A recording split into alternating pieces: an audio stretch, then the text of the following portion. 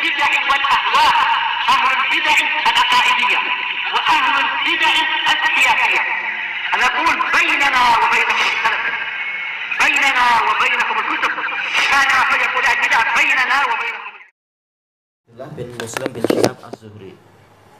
Kecuali kalau ada tambahan sebelumnya, terkadang iya karena nisbatnya sama dari Bani Zuhrah, biasanya akan disebutkan fulan Az-Zuhri. Kalau Az-Zuhri As-Syihabnya itu Ibnu Syihab.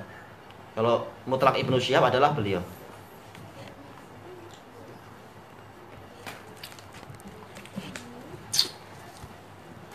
Gimana ya Ibnu Syihab, Masya Allah. Maksudnya apa Ibnu Syihab? Syihab artinya panah api atau meteor. Bintang berekor atau bintang jatuh. Namanya besar. Besar, dahsyat.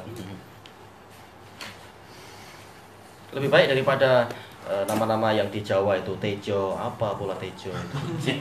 Tejo, Suparno, enggak faedah. Itu nama-nama Indonesia itu ada makna tersendiri tapi dalam bahasa mereka ya. Iya, untuk bahasa mereka. Saya kawannya dulu nama Bagus Teguh. Ah, itu bagus. Tapi seandainya mereka pakai bahasa Arab lebih baik. Dari segi larangannya, mereka dilarang nama-nama begitu. Insya Allah enggak, kalau maknanya masih baik. Cuma apa? Khilaful aula. Penamaan dengan Islami lebih baik. Kalau emang namanya jelas. Ada yang nama-nama yang memang enggak jelas walaupun dia Jawa. Enggak jelas maksudnya apa. Seperti Sumini itu apa? Tak tahu. Orang-orang Jawa pun kita tanya nggak tahu apa ya, tapi ya kebiasaan orang tua.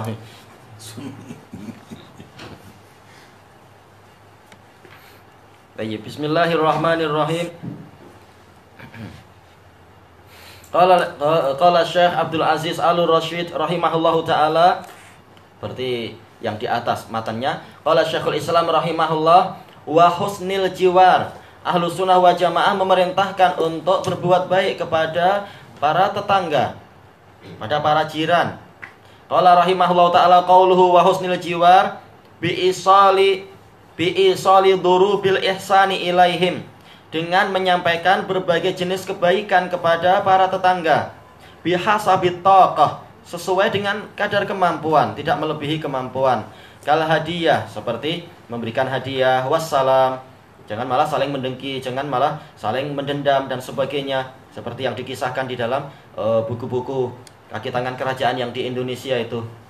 Disebutkan ketika tetangganya mulai membangun-bangun, yang sampingnya justru mulai dengki. Kenapa dia mampu membangun bilik tambahan, saya nggak mampu, oh ini tak layak, macam itu.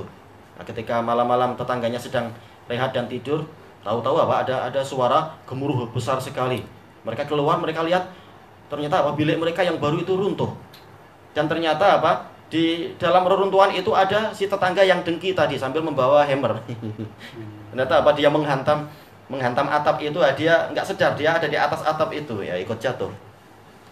Akhirnya malah terbongkar sendiri. Ini nggak layak sebagai tetangga. Baik, kita lanjutkan wa talaqatil wajah, dan wajah yang ceria. Tidak seperti sebagian orang di Semarang itu sudah awam, nggak mau ngaji, nggak pakai jilbab lagi, suka pamer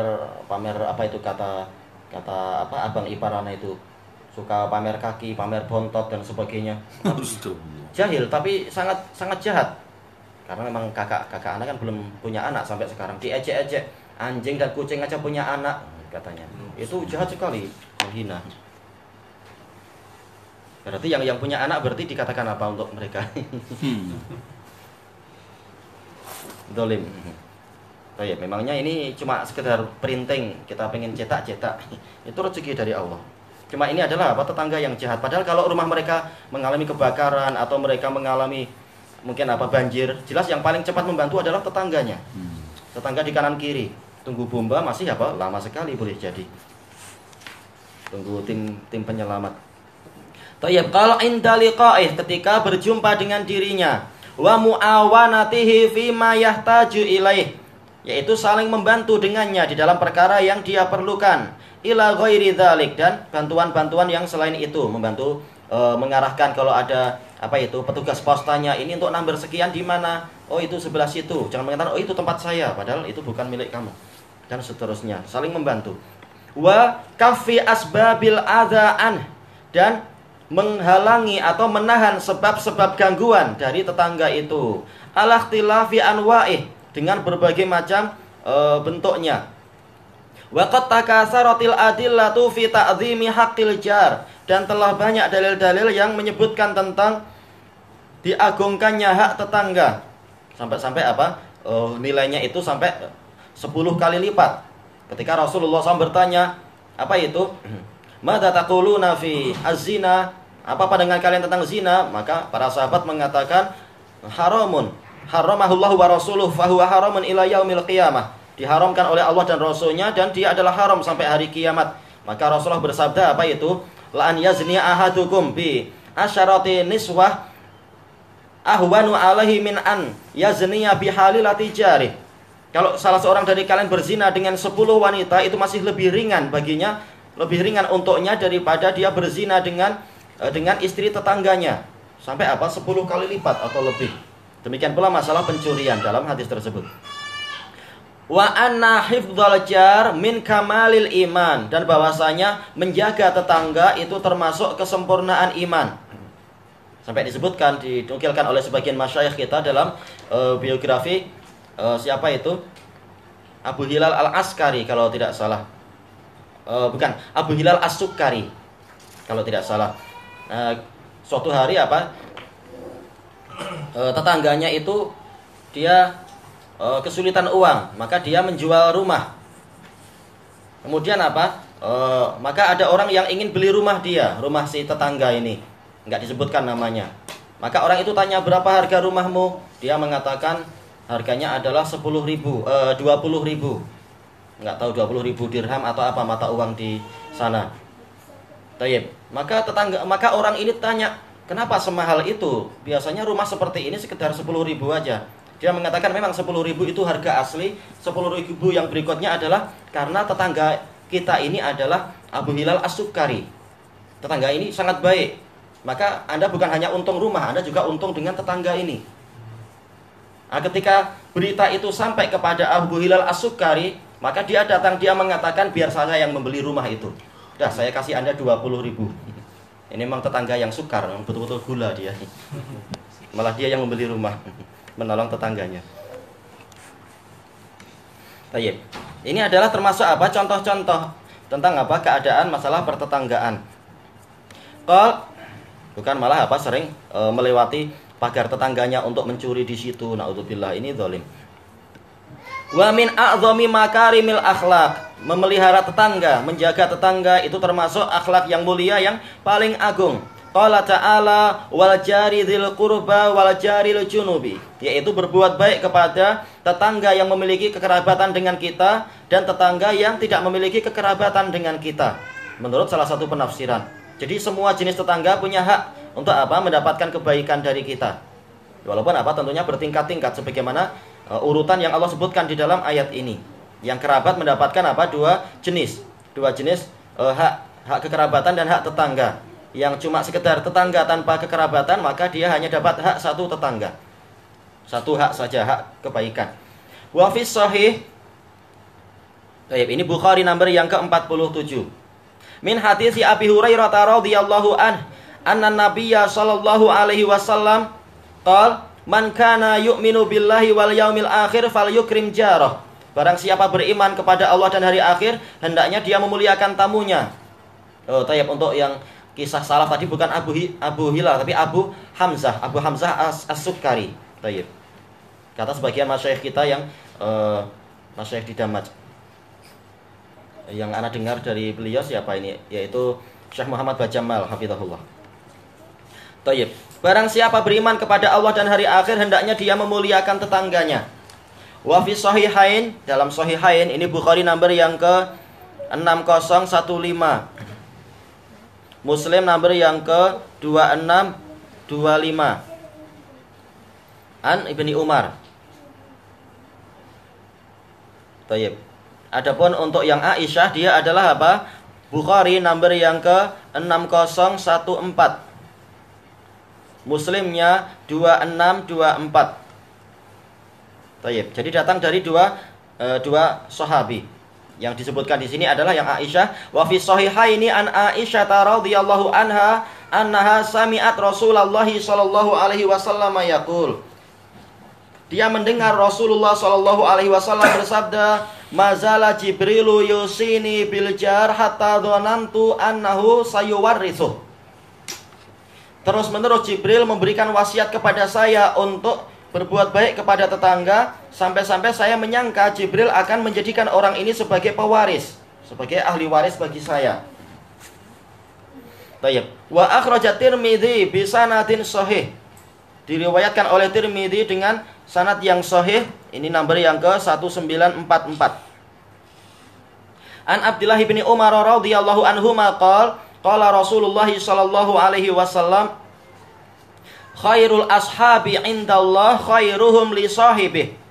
Sahabat yang terbaik di sisi Allah adalah orang yang paling bagus kepada sahabatnya. Wa khairul jirani indallah khairuhum li jarih. Orang yang terbaik kepada tetangganya adalah orang yang paling baik. Tetangga yang paling baik adalah orang yang paling bagus kepada tetangganya. Tayyib. Wa fi sahihil Bukhari, ini nomor yang ke-6016 dari Abi Syuraih. Dan juga apa? Datang dari Muslim nomor yang ke-46. Ya, 46 dari Abu Hurairah. An Abi Syuraih Al-Khuzai, an Nabi sallallahu alaihi wasallam qala, wallahi la yu'min, wallahi la yu'min, wallahi la yu'min. Kalau Rasulullah tidak bersumpah itu pun cukup. Apalagi apa? Beliau bersumpah untuk menguatkan apa? Kalam. Apalagi sampai diulang 3 kali. Ini perkara yang sangat besar. Tapi apa? Banyak sesama kita kaum muslimin yang meremehkan masalah semacam ini. Qil wa man ya Rasulullah sallallahu alaihi wasallam. Ditanyakan, wahai Rasulullah, siapa ini orang yang tidak beriman ini? Qal man la ya'manu jaruhu bawa'iqah. Orang yang mana tetangganya tidak aman dari bahaya dia. Ini menunjukkan apa? Memang bahwasanya al-iman mustaqon minal aman. Iman itu pecahan dari aman. Barang siapa beriman, maka dia apa? Berhak mendapatkan keamanan. Barang siapa suka merusak keamanan orang lain, maka keimanan dia rusak. Tayyib. Karena Allah Ta'ala sendiri telah berfirman, alladzina amanu walam yalbisu imanahum bidzulm ulaika lahumul amnu wa hum muhtadun. Orang-orang yang beriman dan tidak mencampur adukkan keimanan mereka dengan kezaliman, mereka itulah yang akan mendapatkan keamanan dan mendapatkan petunjuk. Memang iman ini sangat terkait dengan keamanan. Tayyib. Ila ghairi dzalika minal adillati dallati ala izami haqqil jar. Sampai dengan dalil-dalil yang lain yang menunjukkan tentang agungnya hak tetangga. Wal hasi ala ikramih, dan dorongan untuk memuliakannya. Wahtimali adzah, dan sabar terhadap gangguannya. Kalau memang tetangganya itu tidak berniat mendolimi kita, tapi apa? Dia perlu membakar sampah dan kebetulan sampahnya asapnya terkadang terbawa angin sampai ke kita. Kita sabar. Tapi kalau terbukti dia sengaja, itu memang apa? Ya perlu dinasehati, diingatkan dan sebagainya. Wa anna dzalika min sifatil mu'minin, dan bahwasanya pemuliaan kepada tetangga adalah termasuk sifat kaum mukminin. Wa fihi nahyu an adzal jar, dan di dalamnya ada larangan dari mengganggu tetangga. Wadalalatu ala tahrimih, di dalam dalil-dalil tadi ada dalil tentang diharamkannya masalah tadi. Masalah apa itu? Menyakiti tetangga. Jadi dalil yang membahas masalah keutamaan memuliakan tetangga menunjukkan apa? Diharamkannya menyakiti tetangga. Wa annahu min kabairidz dzunub, dan bahwasanya dia termasuk dosa besar. Sampai apa? Rasulullah mengatakan tidak beriman 3 kali. Wa innal adza bi ghairi haqqin haram, dan bahwa karena sesungguhnya menyakiti atau mengganggu tanpa alasan yang benar ini adalah haram likulli ahad, untuk setiap orang. Walakin fi haqqil jar asyaddu tahrima, akan tetapi di dalam hak tetangga itu apa? Lebih besar pengharamannya. Karena dia yang paling dekat dengan kita, harusnya apa? Mendapatkan kebaikan, bukan mendapatkan keburukan. Kama fi sahihain, Bukhari nomor yang ke-4477. Kalau Muslim nomor yang ke-86. Min hadis Ibni Mas'udin radhiyallahu anhu annahu sa'alan Nabiyya sallallahu alaihi wasallam, dia bertanya kepada Nabi sallallahu alaihi wasallam, ayyudz dzambi a'dzam, dosa apakah yang paling besar? Qal anta ja'ala lillahi niddan wa huwa khalaqak. Engkau menjadikan untuk Allah itu tandingan, padahal Dia yang menciptakan engkau. Qal qultu summa ai, saya bertanya lalu apa? Qal anta qatula waladaka ma khafata ayyata'ama ma'ak. Engkau membunuh anakmu karena engkau takut dia makan bersamamu. Qal qultu summa ai, kemudian apa? Qal antuzaniya halilata jarik.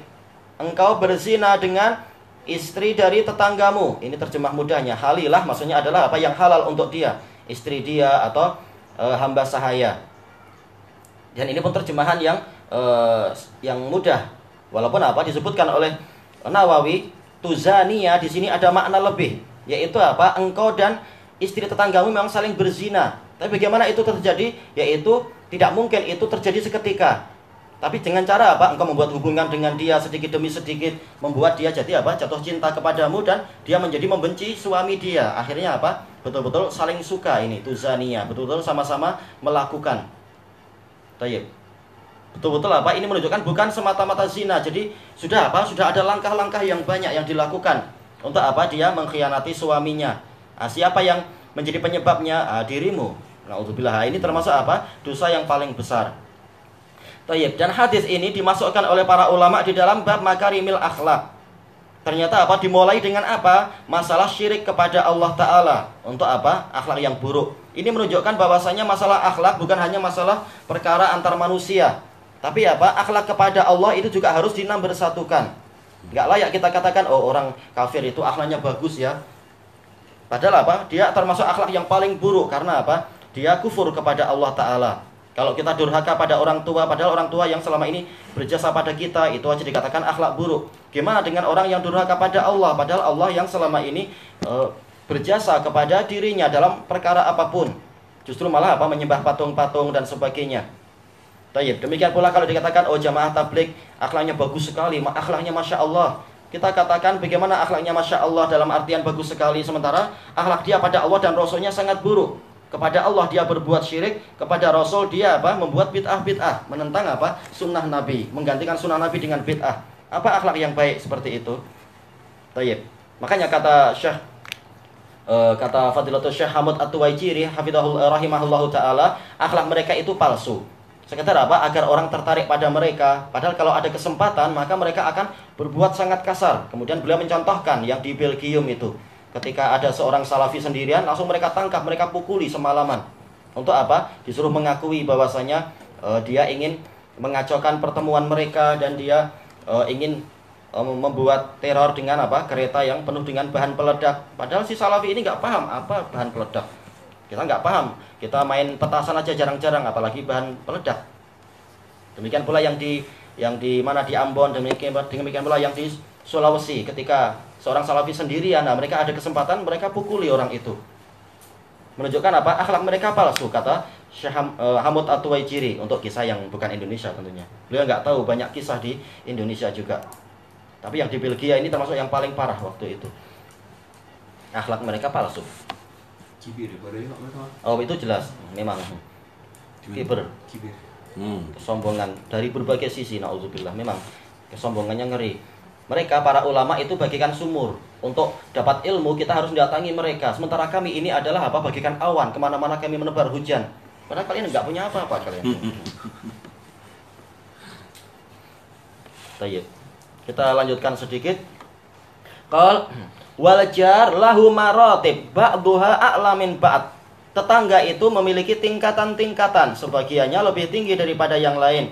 Fayu'ta kullun bihasabi halih. Maka setiap orang diberi sesuai dengan kadar keadaannya, sesuai dengan keadaannya. Kama waradatil isyaratu ila dzalika fil haditsil marfu'. Sebagaimana isyarat tentang masalah itu datang di dalam hadis yang marfu' ke Rasulullah, alladzi akhrajahu Tabrani, yang diriwayatkan oleh At-Tabrani dalam Musnadus Syamiyyin. Musnadus Syamiyyin nomor yang ke-2430. Dari siapa itu? Abdullah bin Amr ibnul As radhiyallahu anhuma. Cuma masalahnya apa? Di dalam sanadnya ada rantai yang kurang bagus, yaitu apa? Suwaid bin Abdul Aziz an Utsman ibni Atha an Abi. Kulluhum du'afa. Iya, semuanya adalah orang-orang yang lemah. Suwaid bin Abdul Aziz, an Utsman bin Atha, an Abi, semuanya du'afa. Baik, ini sanad yang pertama. Sanad yang kedua ada di nomor yang ke-2458 dari Jabir. Kalau tadi Abdullah bin Amr, sekarang dari hadis Jabir. Di dalam sanadnya ada Atha al-Khurasani, dhaif. Dan juga dalam sanadnya ada Al-Hasan an Jabir. Wal Hasan lam yasma' min Jabir. Baik. Nah, yang semacam ini agak berat untuk kita hasankan. Karena apa? Yang dhaif banyak sekali, bukan hanya satu atau dua. Walaupun pendukung tadi sama-sama yang dhaif banyak sekali di masing-masing sanad. Kita lanjutkan min hadis Jabir radhiyallahu anhu marfu'an al-jiranu salasah. Walaupun memang maknanya betul, cuma seandainya sanadnya sahih itu bagus. Al-jiranu salasah, tetangga itu ada 3 macam. Jarun lahu haqqun wahid, tetangga yang memiliki satu hak. Wahwal musyrik lahu haqqul jiwar, tetangga yang mana dia musyrik, maka dia punya hak sebagai tetangga. Tetap dia punya hak, sebagaimana Rasulullah berbuat baik kepada tetangga dari kalangan Yahudi dan sebagainya. Wajarun lahu haqqan, tetangga yang memiliki 2 hak. Wahwal muslim lahu haqqul jiwar wa haqqul islam, yaitu seorang muslim, dia punya hak sebagai tetangga dan punya hak di dalam keislaman. Wajarun lahu salah satu hukuk, tetangga yang memiliki 3 hak. Wahwa al-muslimul qarib, seorang muslim yang memang kerabat kita. Lahu haqqul jiwar wa haqqul islam wa haqqur rahim, dia punya hak ketetanggaan, punya hak Islam dan juga hak sebagai sanak kerabat kita. Baik, kelanjutannya besok insyaallah, wallahu a'lam.